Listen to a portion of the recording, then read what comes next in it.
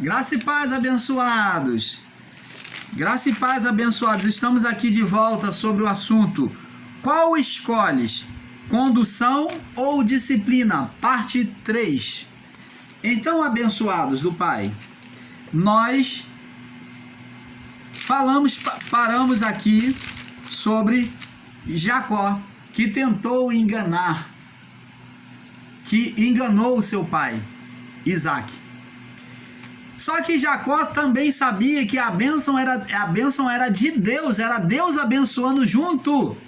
E ele zombou, ele escarneceu, incontinentemente ele escarneceu, não só do seu pai, mas de Deus, porque se a bênção era do seu pai, de Deus para com o seu pai, então ele entendia que era Deus que estava abençoando.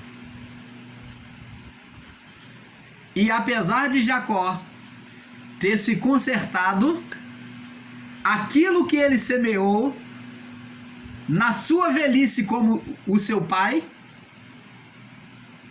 ele colhe agora na vida do corpo. Ele também é enganado pelos seus filhos.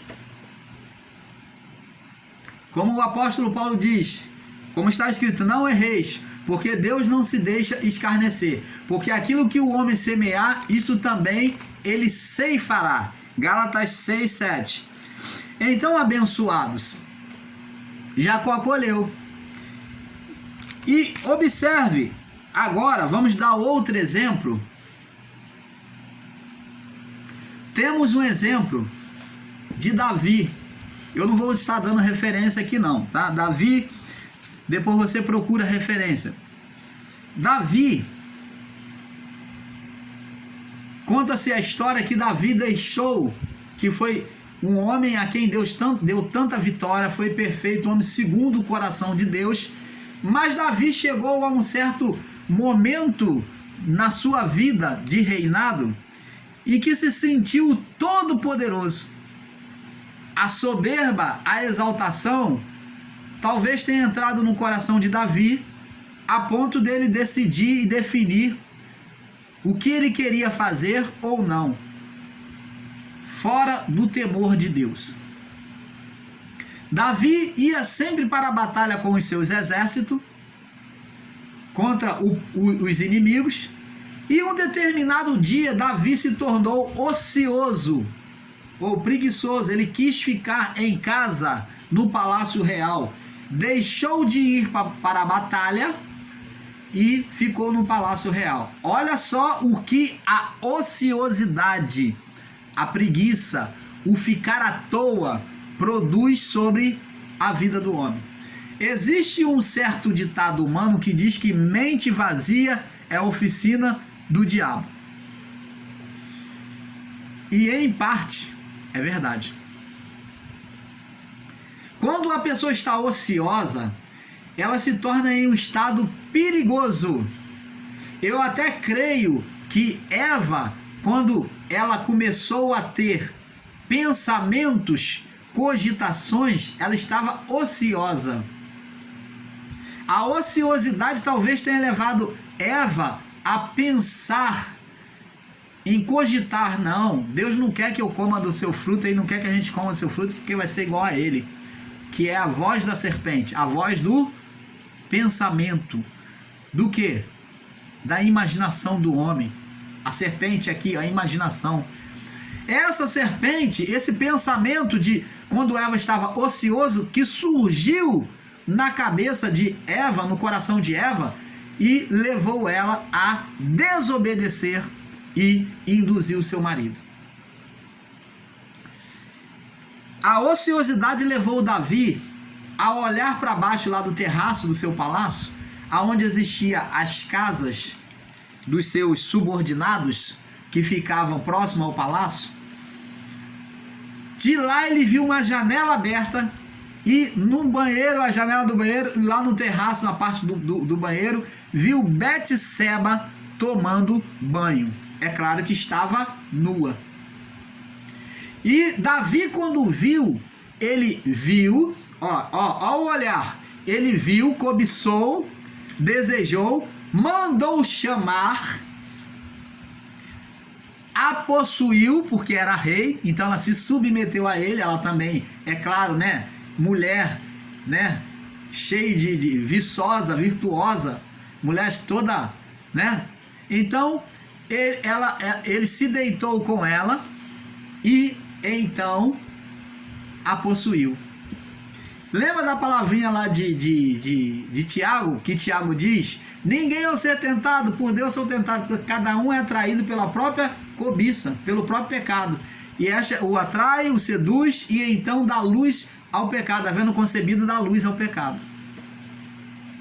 E foi justamente o que aconteceu. Davi foi atraído pelos seus olhos, a concupiscência da carne desejou, a carne desejou, possuiu e praticou o ato. Após o ato do pecado, né, sexual com Betseba, a luz ao pecado. Betseba vem dizer para ele: estou grávida. E Urias, o teu servo, o meu marido, não é dele. Ele sabe que não é, porque ele está na batalha direto. Ele está na batalha direto contra o exército inimigo, contra os filisteus, contra os cananeus. Ele está combatendo, ele é chefe do exército, ele está direto na guerra. Ele não tem nem aparecido em casa, ele não tem nem me procurado, porque já chega cansado e bêbado. E agora, Davi? Davi então busca esconder o seu pecado. Como? Olha aqui, ó a serpente trabalhando na mente de Davi. Davi trama e fala o seguinte: ó a serpente, ó a serpente maquinando, ó. Bom, Betseba, eu vou pegar Davi e vou botar ele pra batalha, mandar ele pra batalha e vou botar ele na frente da batalha, mandar ele chamar ele. Não, primeiro vamos fazer o seguinte: vamos chamar ele e eu vou chamar ele, vou dar bastante vinho a ele e vou mandar ele para casa e mandar ele se deitar contigo, que ele vem da batalha, para ele se deitar e ele bêbado, você vai dizer que tá grávida, que engravidou dele. Porque ele não vai saber que se ele fez ou não fez, que ele tá bêbado. Só que Davi manda chamar Urias e Urias não se submete a ir para casa. No entendimento de Urias, de fidelidade ao seu rei, ao seu exército, Urias fala consigo: não, meu senhor, eu não vou para casa não, enquanto os meus amigos estão lá na batalha, eu não vou para casa não, vou dormir aqui. E Urias dorme lá de frente ao palácio real, não vai para casa. Bêbado feito um gambá, mas a sua consciência era de fidelidade ao rei e ao seu exército. Ele estava preocupado, ele falou: eu não posso me dar esse conforto enquanto os meus amigos estão lá na batalha e eu aqui, não, eu vou dormir aqui. Dormiu nas portas do palácio do rei. E Davi, quando soube que ele não havia ido para casa, então Davi agora usa outra estratégia. Olha a malignidade se aumentando, se multiplicando, o pecado, a serpente fazendo trama. Olha só. Então agora Davi, no seu pensamento, fala assim: bom, ele não quer ir para casa, então eu vou fazer o seguinte, Betseba, eu vou botar ele na frente da batalha. E Davi manda botar na frente da batalha contra o exército inimigo, ele ficando de frente, para ele sofrer todas as escoriações do exército inimigo mais violento que tivesse. Então Davi falou para o chefe do exército, que era Joabe, para botar Urias na frente da batalha, para ele liderar. Mas a intenção de Davi era que Urias viesse morrer, para que não houvesse um escândalo com o seu nome, para ele esconder que aquele filho fosse o rei considerado que tivesse prostituído com a mulher de Urias. Só que ele bota Urias na frente da batalha e Urias não morre. Aliás, ele bota Urias na frente da batalha e então Urias morre, me perdoe. Urias acaba morrendo diante da batalha do exército inimigo, que era feroz, e os primeiros que estão na frente da batalha são mais tendenciosos a morrer. Então Urias morre. E Davi agora se vê livre então para assumir o filho e assumir Betseba. Porque viúva, então ele podia assumir sem menor escândalo. Só que Deus presenciava, preste atenção, o tempo todo as atitudes de Davi. Deus sentenciava, Deus presenciava o tempo todo as atitudes de Davi. Deus estava presente, assistindo. Pecado sobre pecado, virou uma bola de neve, a ponto de Urias matar. Ele se tornou culpado pelo sangue de Urias, porque esta foi a intenção dele. Urias morreu, ele assumiu Betseba, e ele, quando assume Betseba e o seu filho, e fica na alegria de ter o filho, Deus manda o profeta Natã chegar a ele e falar: escolhe agora, cair na mão de Deus ou cair na mão do homem, ser sentenciado por Deus ou pelo homem. Mas Davi, como era um homem sábio, ele sabe que o homem é vingativo, o homem não perdoa. Davi espertamente falou: não, eu quero sofrer o juízo de Deus.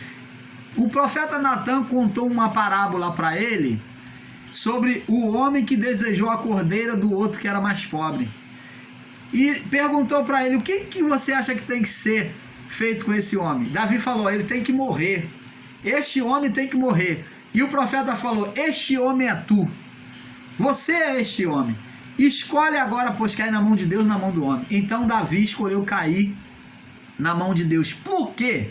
Porque Davi sabia que Deus era misericordioso, e que se fosse cair na mão do homem, ele não estaria nem vivo mais para contar a história. Além de ser esmiuçado, ele ainda ia sofrer a morte no corpo. Então Davi escolheu cair na mão de Deus. E Davi, quando pensou na alegria de ter o seu filho, Deus falou: teu filho, eu vou cumprir a sentença sobre o teu filho, essa criança não vai viver, ela vai morrer. Davi orou, a Betseba ficou, a criança adoeceu, nasceu. Quando ele viu aquela carinha, e ele começou a se apegar à criança, e daqui a pouco Deus falou: agora é a hora, é a hora da disciplina. Então a criança adoeceu, e Davi orou, entrou no estado febril a criança, e nada. Davi jejuou, orou, ficou sem comer e nada. E a criança morreu. Então Davi, depois que a criança morreu, ele logo se levantou, comeu, bebeu, tomou banho, se preparou, saiu daquele estado de humilhação. Então, a partir daí, Davi compreendeu que com Deus não se brinca, de que aquele que desobedece a Deus sofre a disciplina na vida do corpo. Você está entendendo, amado, por que o irmão Paulo contou toda essa história? Para que você entenda que a disciplina de Deus é para a vida do corpo. E no amor que Deus tinha a Davi, ele ia corrigir ele. Então, amados, temos que entender que temos que temer a Deus, porque o juízo da disciplina no corpo virá sobre todos os que não se submetem à condução do Pai. Outro homem que não se submeteu à condução do Pai foi Eli. Eli, sacerdote. Lembra de Eli? Aquele que recebeu o jovem Samuel, filho de Ana, que pediu ao Senhor um filho, orou, né? Que sofria chacota da sua rival, né? Então, pediu ao Senhor um filho, e o Senhor deu a ela Samuel, o jovem Samuel, que foi criado, foi ofertado ao Senhor para viver no templo, debaixo da criação de Eli. E Eli tinha mais 2 filhos. Eli, por causa desses 2 filhos, ele se submetia mais à vontade dos filhos do que à vontade de Deus. Vamos ver aqui, 1 Samuel, capítulo 2, no verso 22 ao 25. Vamos entender este mistério. 1 Samuel, capítulo 2, no verso 22 do verso 22 ao 25. Vamos lá. Era, porém, Eli já muito velho e ouvia tudo quanto seus filhos faziam a todo Israel. Os filhos de Eli eram juízes sobre o povo de Israel. E eles eram os juízes injustos que cometiam um montão de injustiça contra o povo de Israel. Até na hora de oferecer o sacrifício, eles pegavam a melhor parte da carne para eles e davam a pior para Deus, e assim eles procediam.